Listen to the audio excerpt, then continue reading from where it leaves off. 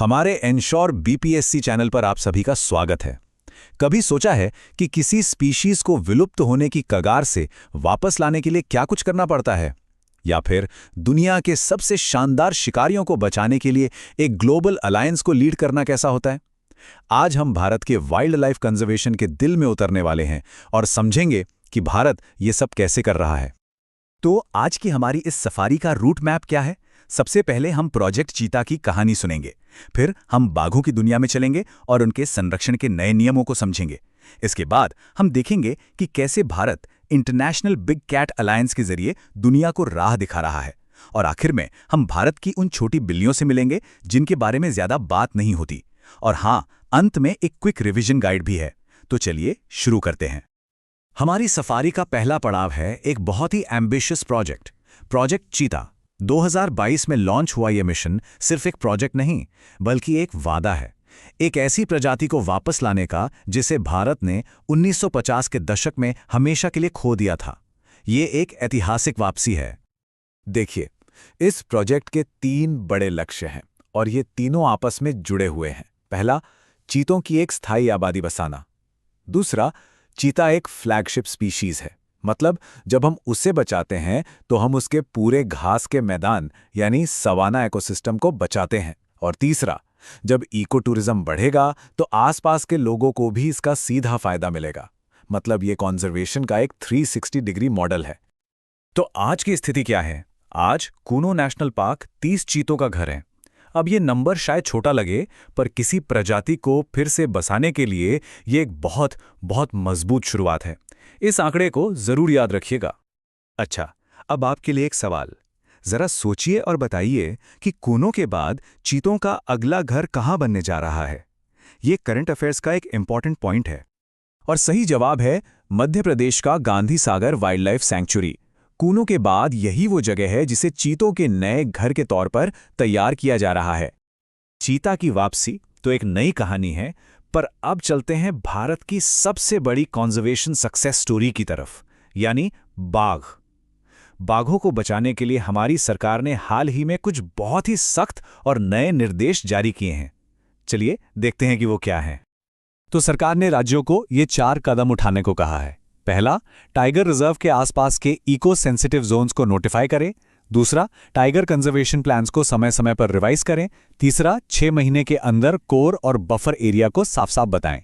और चौथा, जो कि बहुत जरूरी है, इंसान और जानवरों के बीच होने वाले संघर्ष को एक प्राकृतिक आपदा की तरह देखें।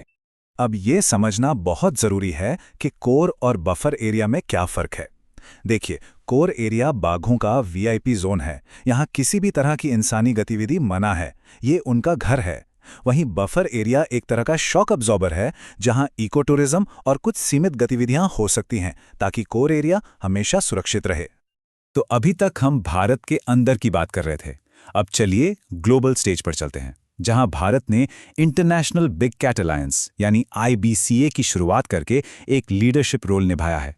ये देखिए, IBCA की शुरुआत तब हुई जब भारत में प्रोजेक्ट टाइगर के 50 साल पूरे हुए। ये भारत की एक ग्लोबल इनिशिएटिव है जिसका मकसद दुनिया की 7 सबसे बड़ी बिल्लियों की प्रजातियों को बचाना है। तो इसके बारे में कुछ की फैक्ट्स जान लेते हैं। इसका मकसद 7 बड़ी बिल्लियों tiger, lion, leopard, snow leopard, cheetah, jaguar और प्यूमा को बचाना है। इसमें 95 देश सदस्य हैं और भारत ने अगले 5 सालों के लिए 150 करोड़ रुपए की मदद का वादा किया है। और इसका हेडक्वार्टर हमारे अपने नई दिल्ली में है। अच्छा, बड़ी बिल्लियों की तो बहुत बात हो गई, पर क्या आपको पता है कि भारत में कई छोटी बिल्लियों की प्रजातियां भी हैं? Wild life anti crime forest की एक हालिया रिपोर्ट ने इन गुमनाम शिकारियों पर रोशनी डाली है। चलिए अब इनसे मिलते हैं। लेकिन रुकिए, बड़ी और छोटी बिल्ली में असल फर्क क्या है? ये सिर्फ साइज का नहीं है, असली फर्क है आवाज का। बड़ी बिल्लियां दहाड़ सकती हैं, यानी रोर कर सकती हैं, जबकि छोटी बिल्लियां लगातार घुरघुरा सकती हैं, यानी पर कर सकती हैं।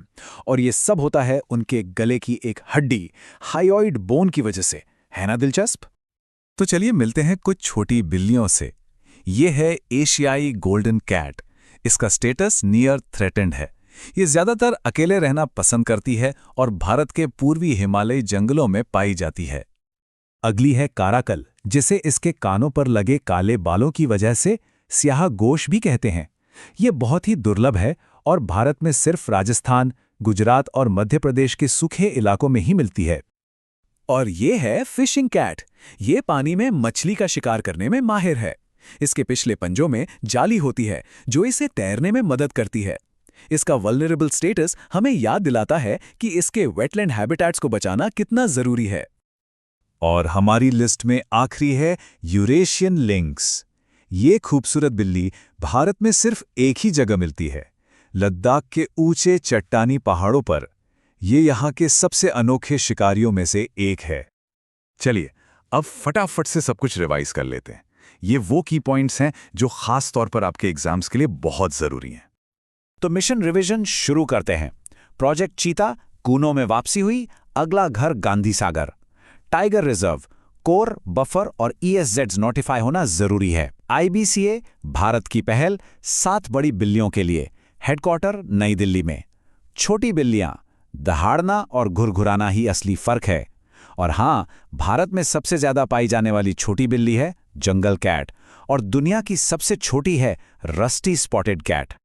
तो अंत में एक बात याद रखिए, जब हम किसी शिकारी को बचाते हैं तो हम सिर्फ एक जानवर को नहीं, बल्कि उसके पूरे घर यानी पूरे इकोसिस्टम को बचाते हैं।